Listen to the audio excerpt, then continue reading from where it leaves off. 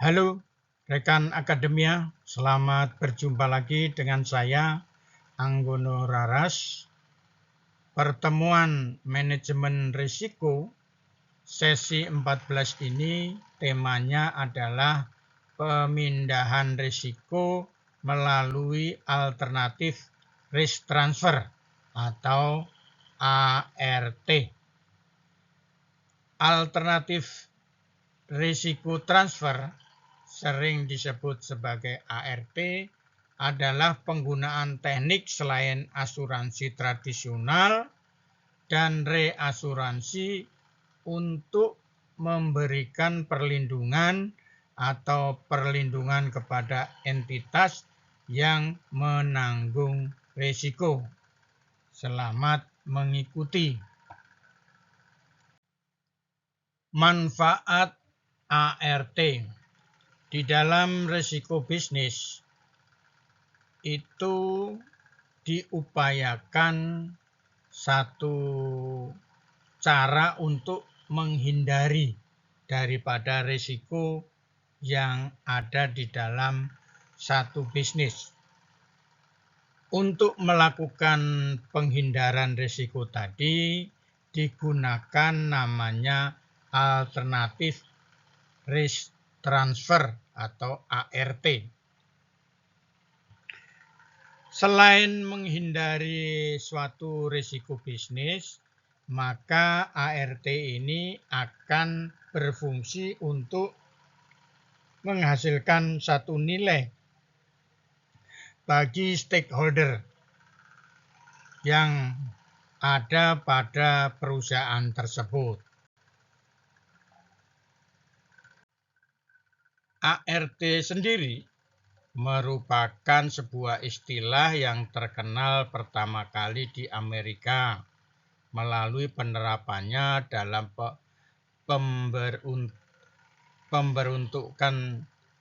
pembentukan daripada retention group, dan secara perdefinisi bisa dikatakan sebagai usaha-usaha yang dilakukan oleh perusahaan sebagai entitas yang selalu berkembang untuk meningkatkan efisiensi biaya dalam melakukan transfer risiko. Melihat perdebatan mengenai ART dalam tataran konsep yang masih menyiratkan tingginya polemik mengenai ART, maka perkembangan ART dan pengertiannya dari sisi praktis dan prakteknya di pasar.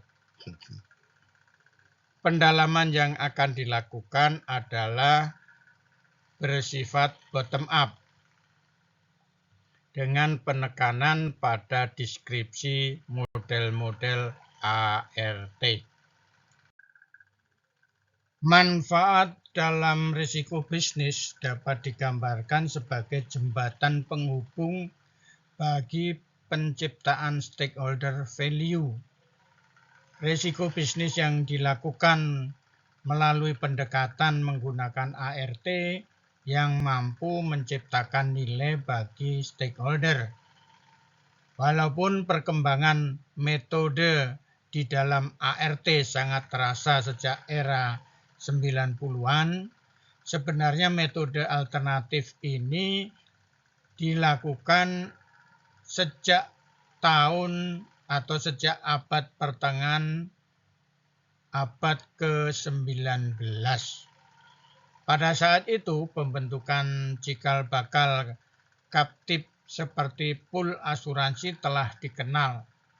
Hal itu ditandai dengan berdirinya Atlantic Mutual yang berdiri sebagai pool asuransi bagi para pemilik kapal di Amerika yang tidak puas dengan penutupan polis Lloyd sebagai pusat asuransi pada zaman itu terhadap kapal mereka. Rekan akademia, Sekarang saya akan coba menjelaskan tentang stakeholder value. Dengan adanya alternatif risk transfer atau ART, akan dapat menguntungkan bagi stakeholder dalam bentuk satu nilai. Nilai apa saja yang dapat diberikan ART terhadap stakeholder? Yang pertama, meningkatkan efisiensi dari transfer risiko.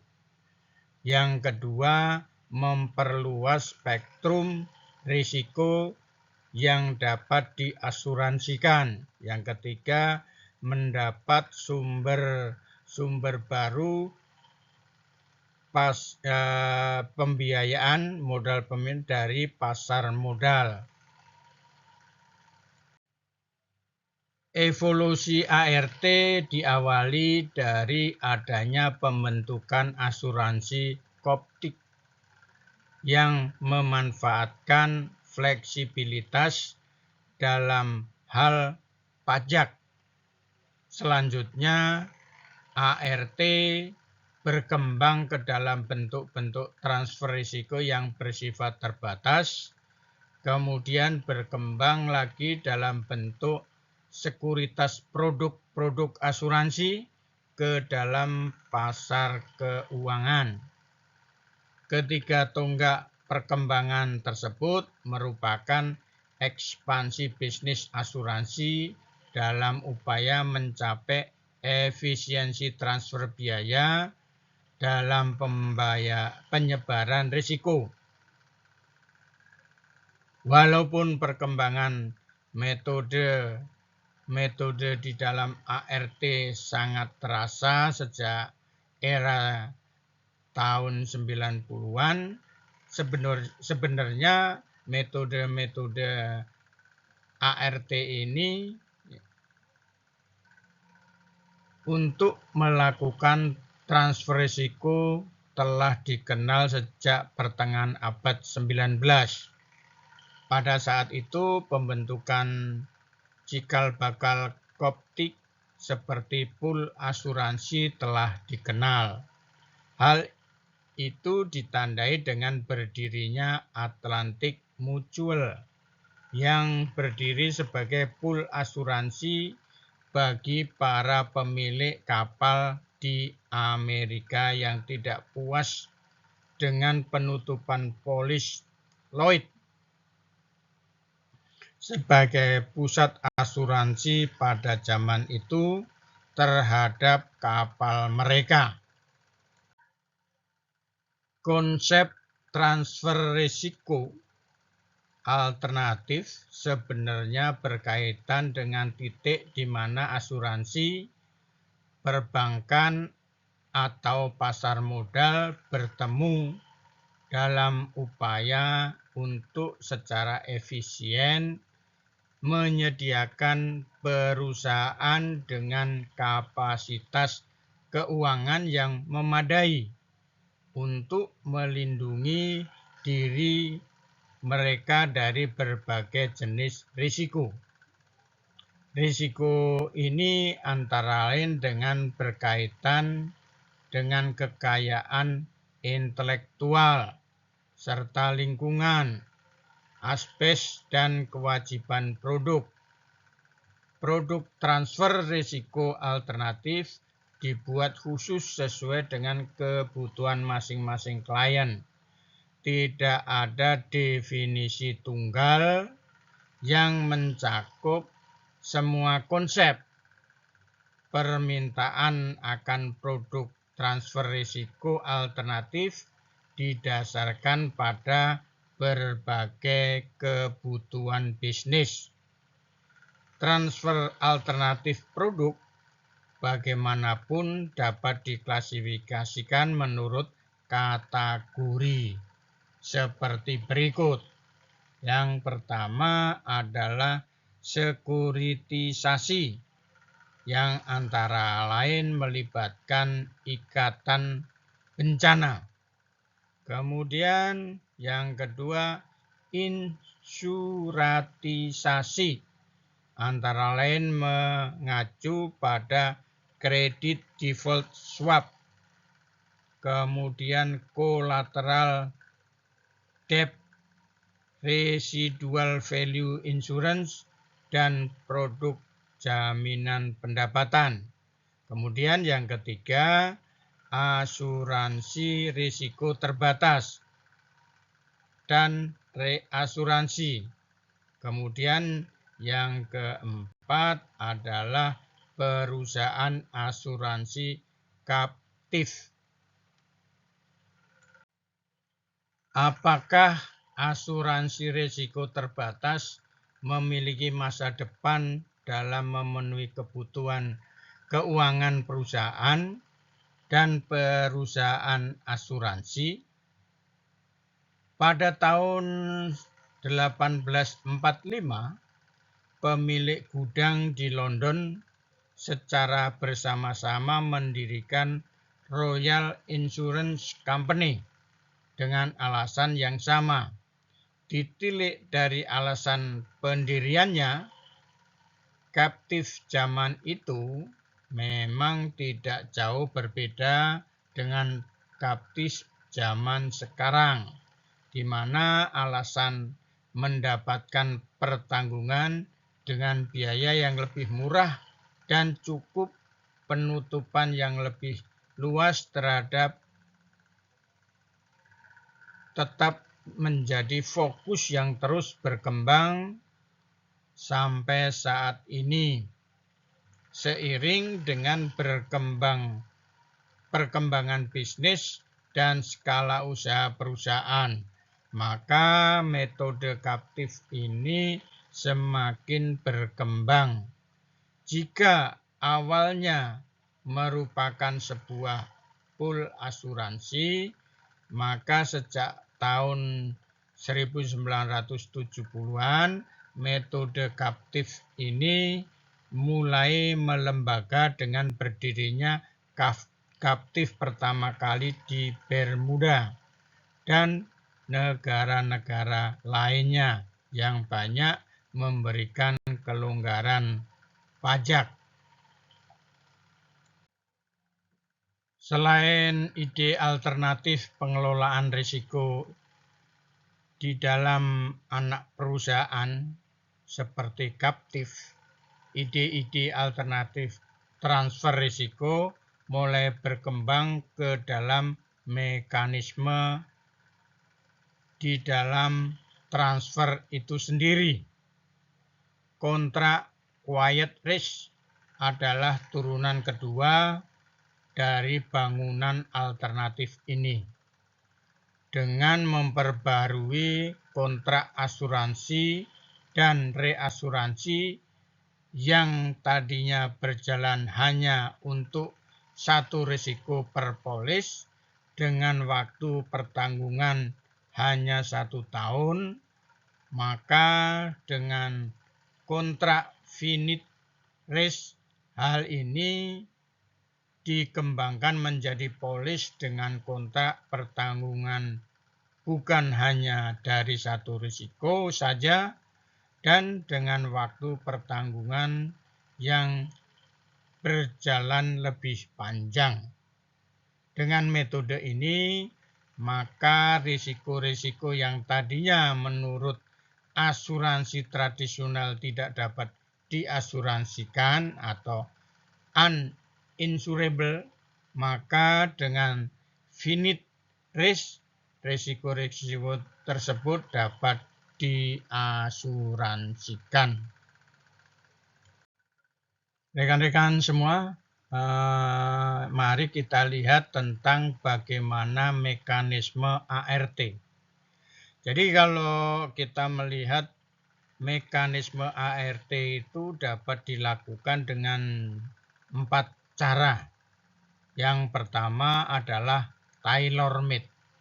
Tailor-made itu merupakan satu mekanisme yang dibuat berdasarkan permintaan. Jadi permintaan tentang risiko, apa yang diinginkan oleh nasabah atau pelanggan itu dapat diterima atau dapat disetujui oleh pihak perusahaan risiko. Jadi itu adalah tailor-made. Kemudian yang kedua, mekanisme ART dalam bentuk multi-year. Pada umumnya, ART ini berlaku dalam bentuk 1 tahunan ya, 1 tahunan. Tapi dengan perkembangan yang ada, perkembangan bisnis risiko yang ada, maka ART ini dapat dilakukan berlaku multi-year ya. Multi-year artinya tidak harus kontrak dalam 1 tahun saja, tapi dapat berkembang menjadi multi-year. Contohnya kalau kita kredit motor atau mobil, itu asuransinya bisa berlaku multi-year. Tidak setiap tahun harus melakukan pembayaran, tapi dibayar sekaligus selama kredit itu berlangsung. Rekan akademia, mekanisme ART yang ketiga adalah cakupan waktu panjang. Jadi di dalam satu proses ART yang ada saat ini, kita dapat melakukan kontrak asuransi itu tidak hanya 1 tahun atau 2 tahun, tapi sepanjang waktu kita melakukan satu kontrak kredit kendaraan atau kredit rumah ya. Umpamanya kredit rumahnya 20 tahun atau 10 tahun, yaitu berlaku seperti itu selama 10 tahun. Atau kalau kita mau kredit mobil selama 3 tahun, ya kita cakupan waktunya yang selama 3 tahun. Kemudian selanjutnya mekanisme ART yang keempat adalah peluang terbuka. Peluang terbuka ini adalah kesempatan atau kesepakatan bagi kedua belah pihak. Apabila keinginan dari pihak nasabah itu bisa disetujui oleh pihak pemilik perusahaan risiko, maka mereka dapat melakukan satu kontrak ART ya. Rekan-rekan akademia, mari kita jelaskan tentang perusahaan kaptif. Jadi kalau di sini akan saya jelaskan, di sini yang berwarna kotak berwarna merah itu mencerminkan sebuah perusahaan induk. Perusahaan induk mempunyai beberapa anak perusahaan. Salah satunya anak perusahaan yang berwarna hijau. Anak perusahaan ini mempunyai tugas yang diberikan oleh perusahaan induk. Contohnya, dia mempunyai tugas melakukan rekrutmen tenaga kontrak. Kemudian yang kedua, pengelolaan parkir. Yang ketiga, pengelolaan perawatan gudang. Jadi di sini pihak perusahaan induk memberikan kewenangan kepada anak perusahaan 3 buah atau 3 jenis pekerjaan yang atau skop pekerjaan yang dapat dilakukan oleh anak perusahaan tersebut. Jadi contohnya rekrutmen tenaga kontrak. Rekrutmen tenaga kontrak ini biasanya diminta oleh perusahaan induk untuk merekrut sumber daya manusia yang dibutuhkan oleh perusahaan induk, contohnya security ya, security. Jadi nanti tanggung jawab administrasinya ada di anak perusahaan, tapi digunakan oleh induk perusahaan. Jadi secara administratif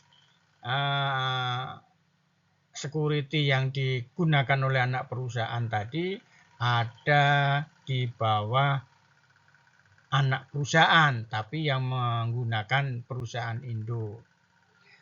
Kemudian contoh lain tentang pengelolaan parkir. Perusahaan induk ini mempunyai lahan parkir yang sangat luas, maka perlu dikelola oleh anak perusahaan. Pengelolaan parkir ini dilakukan, tanggung jawabnya ada di anak perusahaan, tetapi keuangannya setiap hari harus melapor kepada induk perusahaan. Jadi anak perusahaan itu sebetulnya hanya sebagai proses pekerjaan ya, suatu proses pekerjaan. Yang mengelola keuangannya adalah perusahaan induk. Begitu pula dengan pengelolaan perawatan gedung. Pengelolaan perawatan gedung ini yang tentunya adalah gedung-gedung yang dimiliki oleh perusahaan induk. Perawatannya dilakukan oleh anak perusahaan. Jadi uang itu muter saja di dalam perusahaan itu ya, melalui induk anak perusahaan. Melalui anak perusahaan nanti ada tanggung jawab yang harus dilaporkan kepada perusahaan induknya. Jenis perusahaan kaptif. Jadi di sini disebutkan ada 4 buah perusahaan kaptif yang ada jenisnya. Yang pertama pure captive, yaitu single parent captive. Artinya perusahaan ini dimiliki oleh satu induk perusahaan. Seperti yang sudah didiskusikan sebelumnya. Yang kedua, association caption. Asosiasi ada merupakan asosiasi dari beberapa perusahaan membentuk sebuah perusahaan atau anak perusahaan ya. Jadi di sini yang mempunyai saham adalah beberapa perusahaan ya. Yang ketiga ada list retention group ya. Jadi ada beberapa perusahaan yang tergabung di dalam satu kelompok ya, membuat satu anak perusahaan ya, Jadi artinya lebih dari dua. Kemudian ada namanya Ren A Kapti, yaitu satu anak perusahaan yang sifatnya disewa. Jadi kita ingin membuat satu anak perusahaan supaya tidak repot-repot, kita menyewa yang sudah ada. Dari yang 1, 2, 3 ini mereka mempunyai beberapa anak perusahaan disewa oleh entah sebuah perusahaan atau entah beberapa perusahaan. Dia menyewa anak perusahaan. Rekan-rekan akademia, sekarang saya akan coba menjelaskan tentang finite risk. Finite risk itu dapat dibagi menjadi dua kondisi. Yang pertama adalah transfer risiko, yaitu risikonya itu kita transferkan. Contohnya satu perusahaan itu gini, kita membeli sebuah mobil, agar perusahaan yang memberikan kredit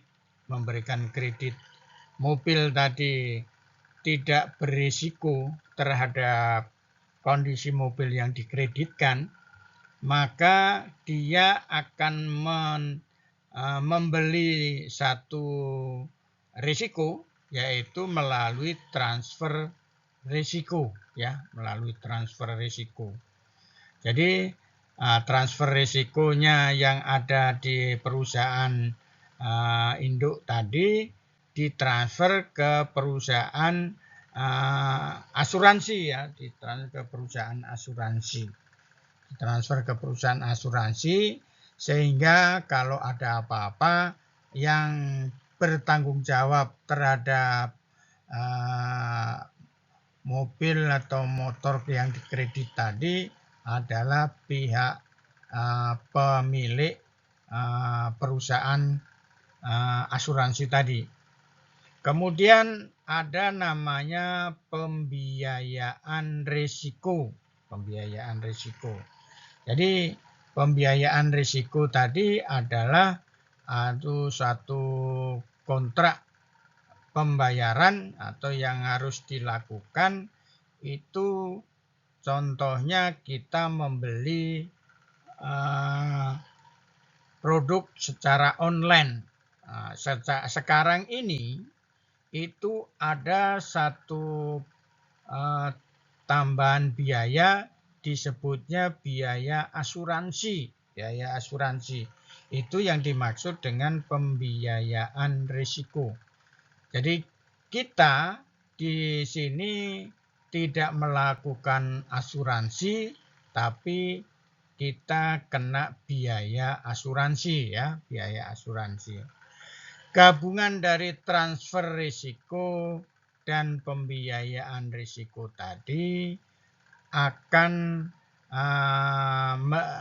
dapat dilakukan secara quiet risk. Quiet risk ini berlaku multi-year. Multi-year itu lebih dari 1 tahun. Kemudian aefraga. Aefraga itu terbatas. Jadi kalau umpamanya kita melakukan kontrak asuransi, ya ada batas waktunya. Kemudian decide atau pendapatan investasi masuk premi, ya. Itu 3 hal yang dapat terjadi dengan adanya transfer risiko dan pembiayaan risiko. Rekan-rekan akademia, bagaimana ART akan menyelamatkan dari risiko? ART itu akan masuk ke dunia sekuritas, di mana di dalam dunia sekuritas tadi kita bermain pada 2 industri. Yang pertama industri asuransi, yang kedua industri sekuritas. Industri asuransi memang bergerak di dunia asuransi, ya, Sedangkan di dunia sekuritas ini dia bergerak dalam urusan saham, ya, Jadi bagaimana caranya dia meningkatkan nilai bagi pemegang saham di satu perusahaan supaya tidak berisiko, ya maka dia bermain di kedua industri ini, industri asuransi dan industri sekuritas. Itu gambarannya. Baik, rekan-rekan akademia, diskusi kita untuk pertemuan ke-14 ini saya cukupkan. Sekarang tiba waktunya kita melakukan diskusi. Apa yang sudah kita bicarakan, apa sudah saya sampaikan pada kesempatan ini. Silakan waktunya untuk melakukan tanya jawab. Terima kasih. Mudah-mudahan ada manfaatnya ya.